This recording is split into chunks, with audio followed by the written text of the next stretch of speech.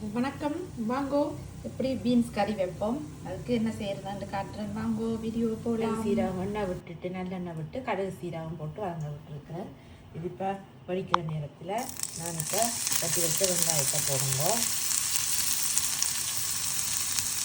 தண்ணி இப்பொழுது தண்ணி வதங்கி வந்துட்டு கொஞ்சம்.